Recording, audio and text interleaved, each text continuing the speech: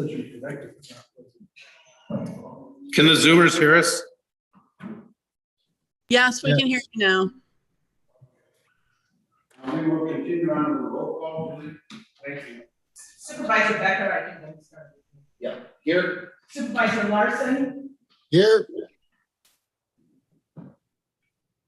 Supervisor Graybill, Here. Supervisor Pelletier, Here. Supervisor Wolf, Here. Supervisor Richard, Supervisor Cornick is excused, Supervisor Rischel, Here. Supervisor Tracy, here, Supervisor Decker is excused, Supervisor Irish, Here. Supervisor Worth, Here. Supervisor Ross is excused, Supervisor Marchese, Here.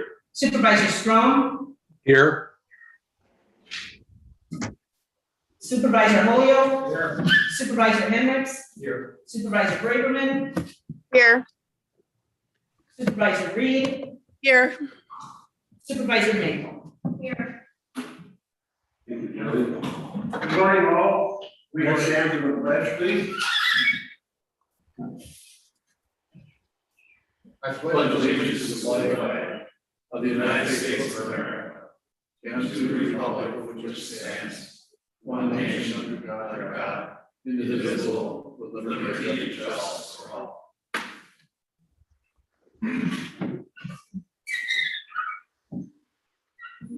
First item is approval of minutes, June 2nd and 16th. So move. Motion made by Supervisor Nelson, second by Supervisor Irish. Any discussion? All in favor, say aye. Aye. All opposed, motion carried. Public comment, we have public comment today? There being none. Julie, do we have any communications? I have none. Rhonda, do we have any claims? None. Thank you. Right on to the county administrator report.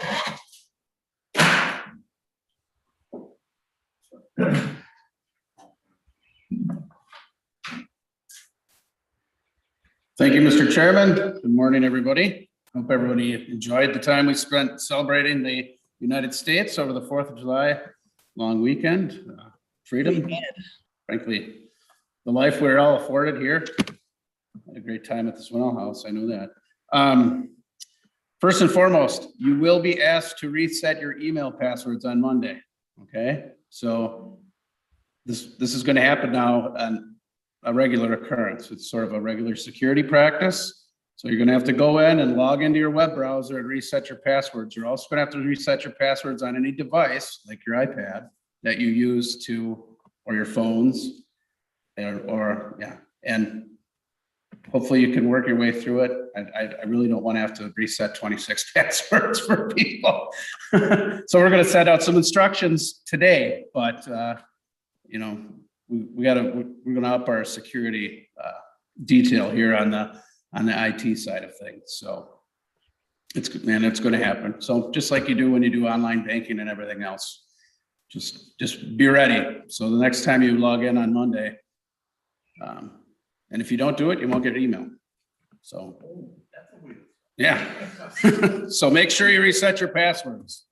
And again, we'll send out instructions for the county board today. Work continues on the 2022 budget. No showstoppers for our end. At this point, our sales tax collections continue to remain at a historic pace. The refinancing efforts that we undertook at the fairgrounds and with the radio lease and other areas will give us the opportunity to decrease property taxes in 2 consecutive budgets, which is pretty significant, I think, in Ozaukee County. And it will allow us also to take on some operational endeavors that we've had planned for many years, and we'll be able to fund them due to efforts that we've taken in previous budgets, and the plan will set forth in this budget. As I've previously reported, the budget, as I've drafted it so far, includes a 3% cost of living increase assumption and a 5% increase assumption on health insurance premium.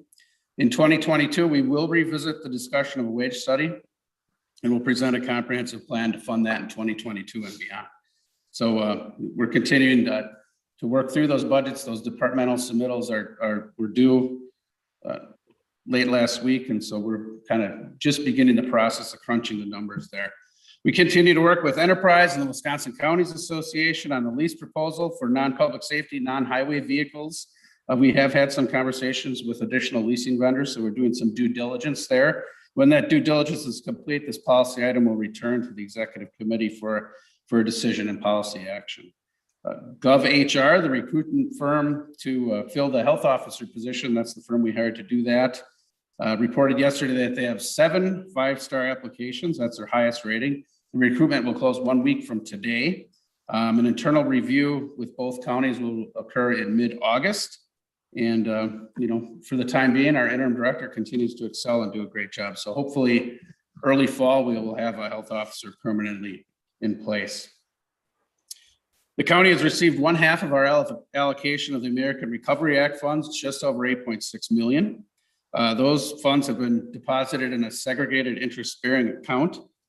Per the Treasury guidance, we'll have until December 31 of 2024 to incur expenses and until December 31st of 2026 to expend any obligated funds. So I guess the long and the short of it is we have some time here. We're going to plan, we're going to do a good job and move forward in that way. There's four high-level categories where we can expend funds. Obviously, public health is one area, direct spending on the pandemic.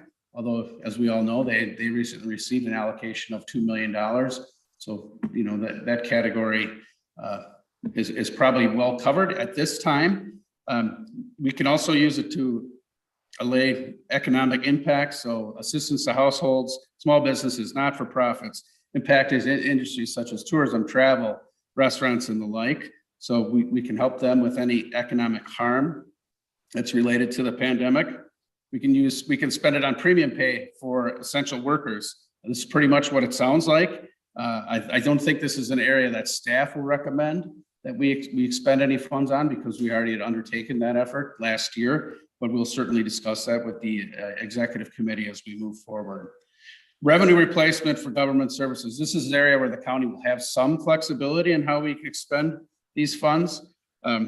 We could use these payments to really just ensure that our efforts in spending assist the broader economic recovery. Under the rule, a revenue loss is really defined as any county revenue streams that are less than a growth factor of 4.1%, less any federal monies from 2020 through 2023. So there's some calculations that we're working on with our finance team, and we'll have some information for the executive committee as we move forward in that area. These funds can be used on public works improvements, including roads, cybersecurity, health services, public safety services, environmental remediation. So there's a lot of areas where we should be able to expend funds should we decide to do that under this area of spending from the federal government. And then water, sewer, and broadband is the final area. I don't think many water and sewer efforts directly apply to what the county does and is delivering in services, but I think there will be a concentrated effort to hopefully address some of the broadband propagation issues we see certainly in the northern areas of Ozaukee County. So I know I've already had some discussions with some local elected officials on those types of things. So I think that's an area where we can also make some significant inroads and move forward. So in discussions that we've had on these funds with the finance and the executive committee, I think we have 2 initial policy goals. One, I think there needs to be a comprehensive review and application process. I know there's been a lot of interest internally, and we've heard from some of our external partners in the county in terms of how these funds will be expended. I certainly don't want to deal with a number of one-off proposals that come in cut through dribs and drabs. So we'll set up a process and discuss that process with the executive committee as we move forward, so we can really identify projects that will have the maximum impact. 2, we're not in a rush to make any decisions right now. I would anticipate the efforts in this area to really ramp up as we complete the discussions over the 2022 budget. So probably late fall of this year, moving into 2022 as we set a process to move forward.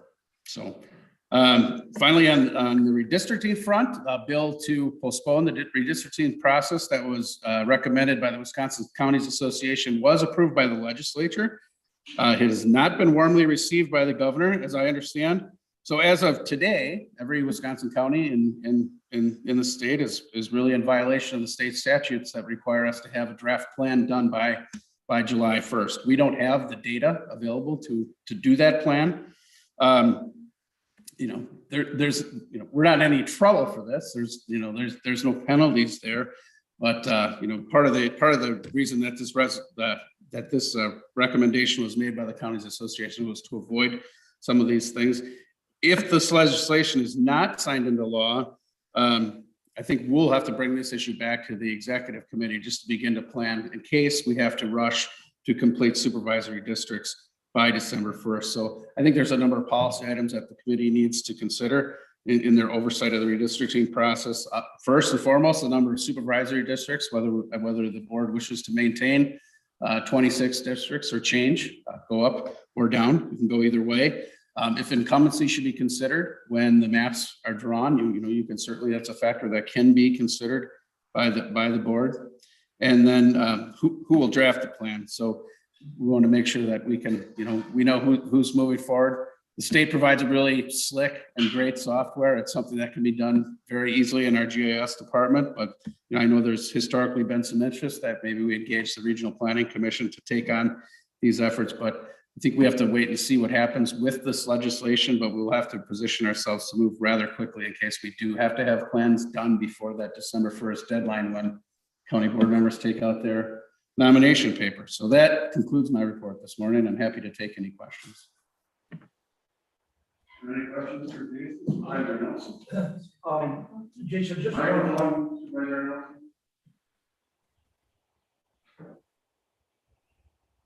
just one question on the redistricting. Did you say that would be done by July 1st or December 1st? So there's two phases in the redistricting process. And the first phase is the county drafts a draft plan. That was to be completed by July 1st. Then under the law, that goes to the municipalities, and then they complete a ward plan. They basically have 60 days to do that. That ward plan and draft plan need to align, and then that final plan comes back to the county, and then we make a final plan that is to be completed 60 days after the completion of that plan. So hypothetically, if we were, if we had the data and we were able to draw maps and do those things, and we completed them by July 1st, then the municipalities would have 60 days from that point. If they only took a week to complete that, then our work we would have another 60-day window to complete that process.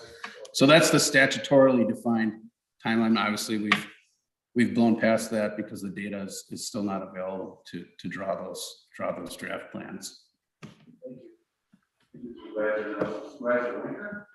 Thank you, Mr. Chairman. Jason, you and I had texted a little bit last week on this opioid lawsuit. Any update on that as far as the numbers coming back? No, and I don't think those numbers are known at this time in terms of what each county specifically will receive. The governor has signed the settlement agreement that provides 70% of the funds to Wisconsin counties and 30% of the funds to the state of Wisconsin. Those funds will need to be used for remediation of opioid abuse and things of that areas, but we don't know. I think the main thing is the lawyers get their fees first, and then we'll see what's left. and that I think that's still part of the negotiations that are ongoing. I thought when this initially started that there wasn't going to be any attorney fees. Was I misguided?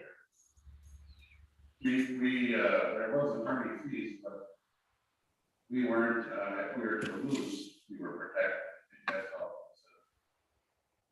Okay, I guess I certainly will. Yeah, as soon as I have some clarity on that item. We were on a call yesterday with the Counties Association where they discussed that, and that's where things are situated as of now. Supervisor Worth, thanks, Supervisor Worth, use your microphone, please. Thank you. If I can find the microphone. Could you do me a favor and speak into the microphone? Sure. make me your burden spirit. If you would, Jason, What would you like me to do, sir? give us an electronic test of your microphone by coming very, very close Yeah. to it. Check one. Now they come very close to your microphone. Yes. Jason? I'm approximately an inch away, sir. Thank you, Supervisor Work.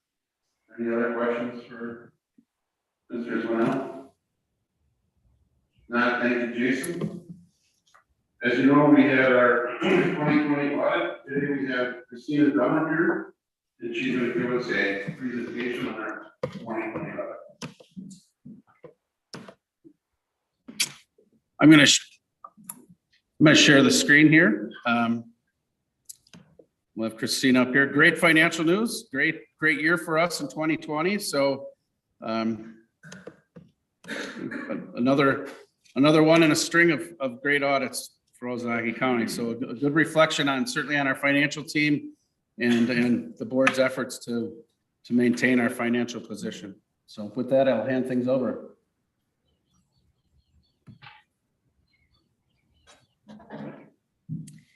Thank you to everybody. Thank you, Mr. Chairman, Jason, and the rest of the county board, ladies and gentlemen, and management for your time here. And also thank you for the opportunity to work with the county. My name is Christina Dahmer. I'm a partner with Kerber Rose, and I am one of the shareholders that was in charge of your audit this year. It has been a pleasure to work here with the county, and over my 18 years of experience, I've worked with many organizations throughout the country.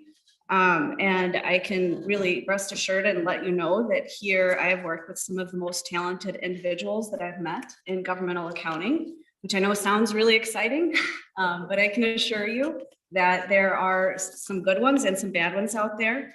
And your finance department has some of the most talented individuals, as well as some of the department heads that we worked with. The audit process this year was extremely efficient and productive. The county staff worked tirelessly during our audit to give us information that was needed. And overall, they are true professionals and a pleasure to work with. The audit process entails two main portions. The first portion is really the financial audit, which entails a couple of different phases. The planning phase really is all about us visiting the county and getting an idea of the processes and internal controls that are in place, the framework that is there for managing the county's financial results and managing the county's finances. After that planning and preliminary field work, we come out and actually do our final field work, which also includes the financial and single audit. And that's where we perform analytic and substantive procedures over the financial information of the county. So we do some actual testing where we look at invoices, we look at the substantive details of what goes into the county's financial information. The final process of the audit is the completion and of course the financial reporting phase. And you should have access to the final issued comprehensive annual financial report of the county, as well as the summary of results, which we'll go over here. The most important part of the results is, of course, what everybody looks for, and it's our claim to fame as the auditors of the county. And that's the first couple of pages in the report, which is the auditor's opinion. There was a clean opinion this year, and every other year that the county has had an audit, which means that there was an unmodified opinion on the financial results and fair presentation in accordance with generally accepted accounting principles. We didn't find any findings that are significant enough to report to the county based on a review of the internal controls and processes. I also want to take just a quick moment to congratulate the county for 15 consecutive years receiving the Certificate of Achievement of Excellence in Financial Reporting. 15 years of achieving this, what I would call the diamond standard in financial reporting in our nation. Is really a recognition that shows the county board and management's dedication to financial management and transparency in financial reporting. So I just always want to point that out and congratulate the county on receiving this recognition each year for the past consecutive 15 years. I do have some summary results in my PowerPoint slides here, which I'll go over briefly. And of course, the details of all of these can be found in the actual financial statements themselves. You can see this first presentation just shows you the trend of the fund balances in the general fund, which is the county's main fund for reporting most of its activities. And what you can see here is the unassigned fund balance has been growing over time, which is great news, and just means that there's more resources for the board and management to allocate over time in the next few years. And as was previously mentioned, there's some additional resources also coming down the chute because of the additional legislation and grants that are going to be coming our way. The additional presentation here is basically a benchmark to show you that there's a required policy for the general fund that states that 20% of the unassigned fund balance should be maintained in the general fund. And that's in orange. And as you can see in blue, the actual unassigned fund balance over the last few years has surpassed that goal in the general fund itself. There is also another policy that the combined funds that under county policy should be maintained at a certain level as well. And you can see there was a shift in between 2017 to 2018, which really was a change in the policy that the board included certain funds prior to 2017. And the main fund that was replaced there was aging, was replaced by County Road and Bridge Fund, which is a little bit larger of a fund. And therefore you can see there's a smaller disparity there in the policy required and what the actual targets were. And that really just relates to the change in the policy there. As you can see, the blue, which is the actual results, benchmarked against the orange, which is the policy, still came out in a positive light. This presentation focuses on business type activities, which includes items like your Lasada campus, highway department, and golf course. And I wanted to show the board how that is benchmarked against your overall business type activities, which is the line in blue. And as you can see, the Lasada campus is what is pulling most of that down. And that's to be expected because most of those activities are financed not through charges from the customers. However, those resources and costs are financed through grants.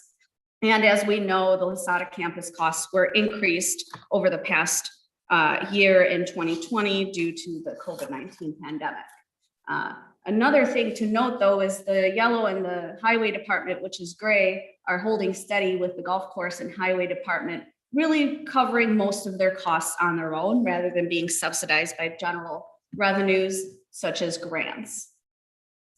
And the last few presentation items here focus really on the debt and the history of the debt surrounding the county over time. And as you can see in the past 10 years, the debt has been declining overall. And obviously that is a good place to be in. And with all of these grant resources coming your way, I don't see an issue with needing to issue a significant amount of debt in the future. Debt isn't necessarily bad news as long as it's used to finance capital improvements in the future. And here's another presentation to show how your debt service principal and interest expenditures are declining overall as a percentage of non-capital expenditures in your governmental funds.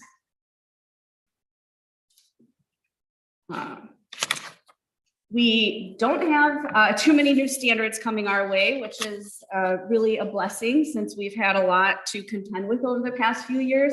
And this one in particular is not going to cause us many headaches, so I'm not going to go into it too much. The county is not really going to be affected very much by the new standards coming down the pike in the next couple of years. I mentioned that part of the audit process entails the financial audit, which results in the financial statements that are before you.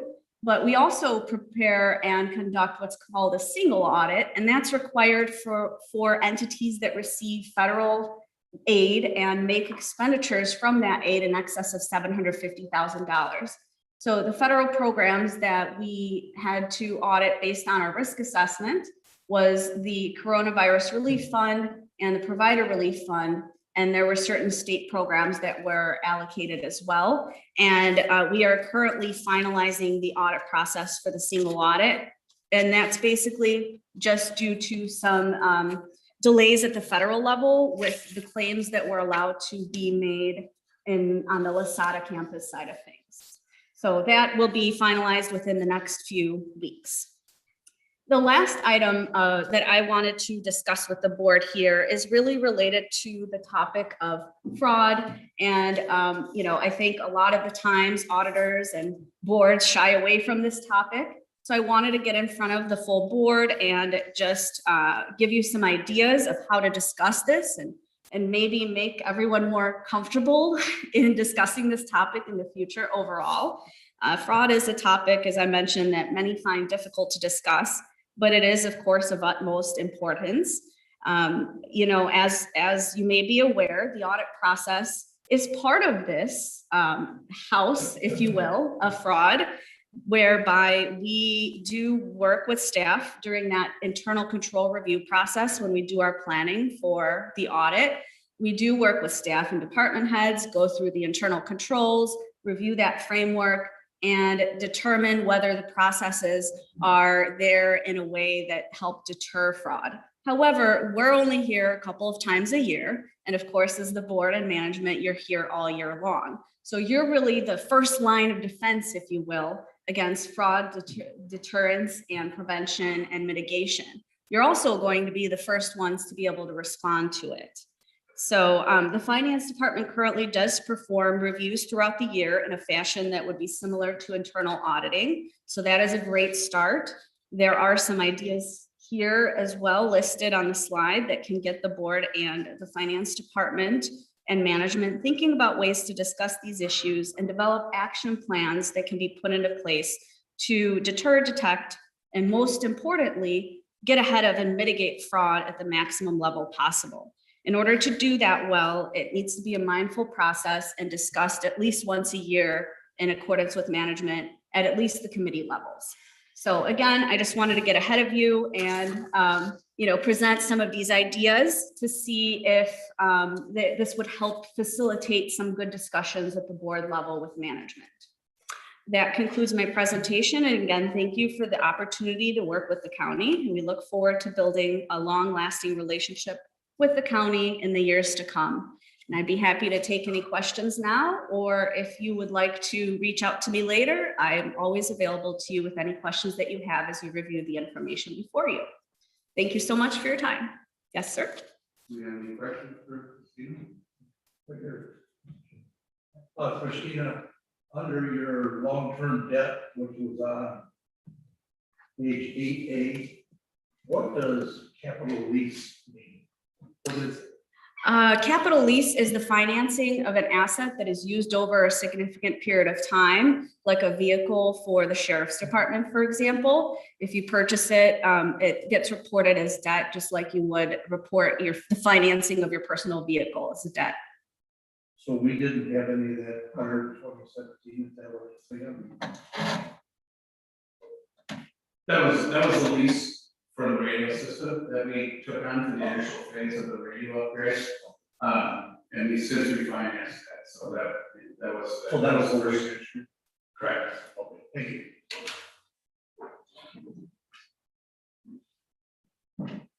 Yeah, right. If we were to lease vehicles, would that be shown then?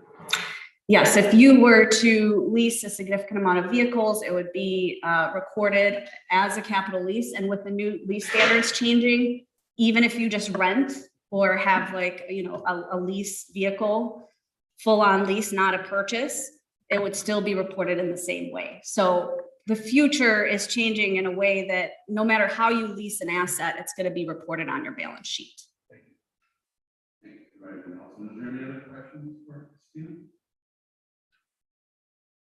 If not, it's always nicer to listen to a positive presentation. Yes, it is. It's a pleasure to give it too. Give the hat to our finance department. Kudos.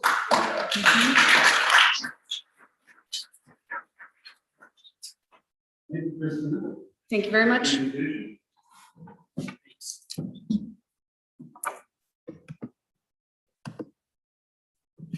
Moving on, we're going to resolution 21-13, increase revenue for planning and parks. We have a motion, Supervisor Richard, second by Supervisor Ward. Any discussion? Discussion? Chris, no, Supervisor Richard. Very simply, Jason, do you have what kind of amount of dollars they're short on bringing this thing into fruition? What kind of monies are they still looking at gathering? I think the main issue is still the stewardship grant that the land trust has applied for. But I do believe Andrew Struck is on the Zoom today, so he probably has better information than I. Good morning, everyone. Yes, that's correct. What Jason said, we are still waiting on the stewardship award, and we did receive a tentative award letter, but that is a significant portion of the funds that will go towards the acquisition. So we're still waiting on that final award. But I can say the other roughly half of the funds have been raised either privately or through the federal grants that have been accepted by the county.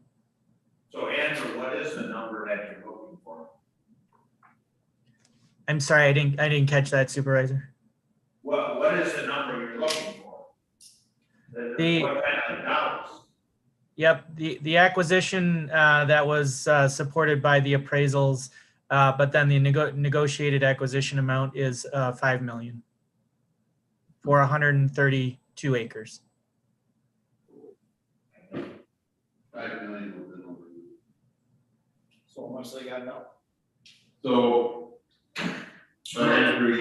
we all know that county will not be supporting anything out of our fund balances or anything, correct? We're on the hook for 250. 200,000. I think high level rounded numbers, the county has about $2 million in grants. The land trust grant will be about $2 million, and then the rest will be paid up in fundraising efforts. Correct. You can do what you want. The $2 million of county money does include the $200,000 that the county committed to this project in 2015. Thank you, Supervisor Winkler. Any other discussion, questions? If not, I will clear the board for the vote.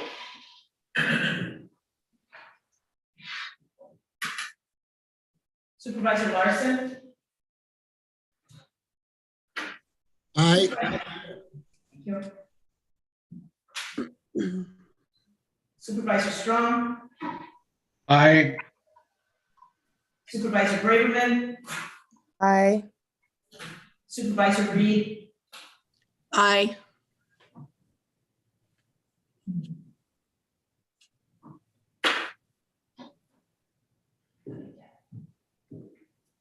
Motion carries on the fifth vote of 23 yes and 0 no. Yes. Next up, we have resolution 21-14, acceptance and implementation of the community development block grant. Close forward. We have a motion from the board, Supervisor Tracy. We have a second. Supervisor Hendricks. Any discussion? Any discussion? There being none, I will clear the board for the vote. Supervisor Larson? Aye. Supervisor Strong? Aye. Supervisor Braverman? Aye. Supervisor Reed? Aye. Supervisor Tracy, please.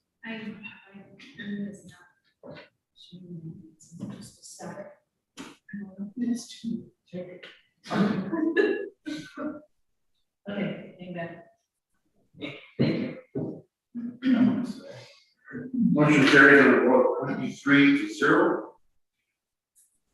Next up, we have 21-15, acceptance and implementation of community development block grant coronavirus for the acquisition, construction, operation of emergency homeless shelter. We have a motion, Supervisor Ivers, second by Supervisor Gracie. I'll open up for discussion. Any discussion? Supervisor Gracie. Thank you, Mr. Chair. I want to thank staff, especially Jason Whittick, for working on this. As you know, when we work with the federal government, there are always regulations that we have to follow, and this one is different. It seems like every federal grant has different requirements. So he's been in the learning process, and I think he's doing a great job. This will come before the Health and Human Services Board again when that agreement is final, because we want to take a look at it. But I think you know, there is some risk, but we're working to make sure that the risk to the county is as small as possible. So thank you to the staff. Thank you, Supervisor Gracie. Is there any other discussion? There being none, I'll give the board to the roll.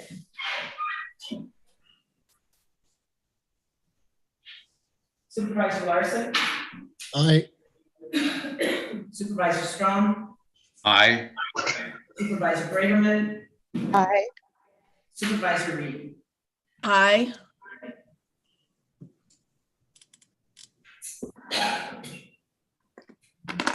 Carried on the vote 23-0. Next up, we have resolution 21-16, approve the sale of Ozaukee County land 2923, tax fee 06-3211-05, and tax fee 06-02011-004 and 00. We have a motion to the floor. Supervisor Holyoke, do you have a second? Supervisor Hendricks? Any discussion? This is in regards to changing the width of I-43. Any other discussion?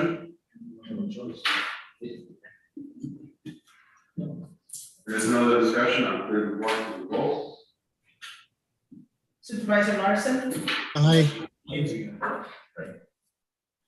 Supervisor Strong,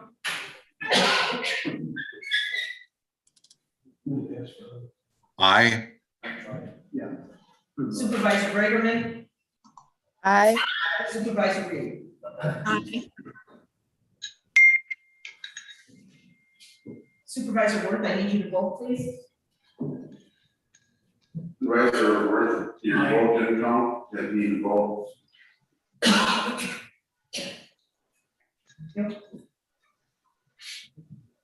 Motion carried on vote 23-0. Next up, we have resolution 21-17, telephonic and video attendance of Ozaukee County Board. We have a motion from the floor. So moved. Motion made by Supervisor Nelson. We have a second by Supervisor Ross. And now open the floor for discussion.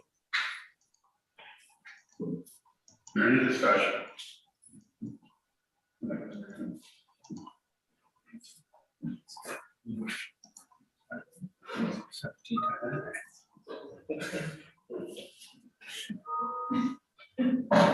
Supervisor Nick.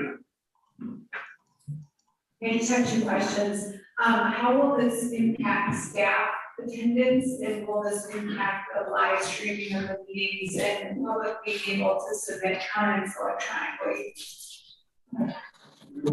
Live stream. We just won't have the option for Zoom. So our staff. Unless I'm directed differently, I'll still give staff the ability to attend via Zoom. And your other question was on, okay, we're good. Okay, Supervisor Nichol. Any other discussion?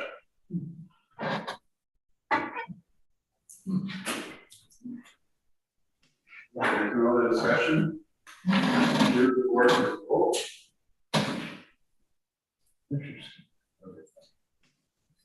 Supervisor Larson, Aye. Supervisor Strong, No. Supervisor Braverman, Aye. Supervisor Reed. No.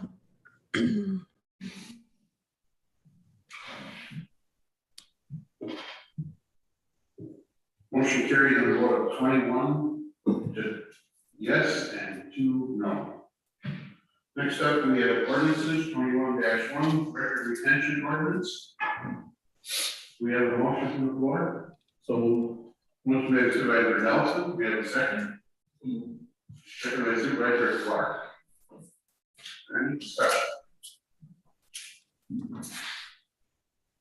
Any discussion? If there is none, I will move forward to the vote. Supervisor Larson, Aye. Supervisor Strong, Aye. Supervisor Braverman, Aye. Supervisor Reed. Supervisor Reed,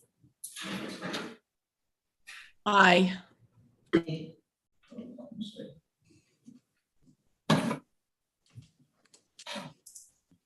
Motion carries on a vote of 23-0.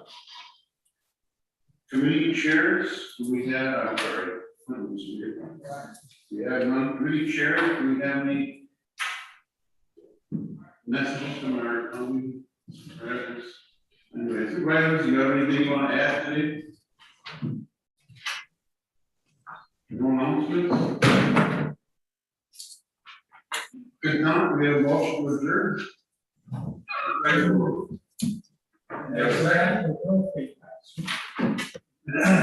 But Mr. Chairman, we're all for your work today. Thank you.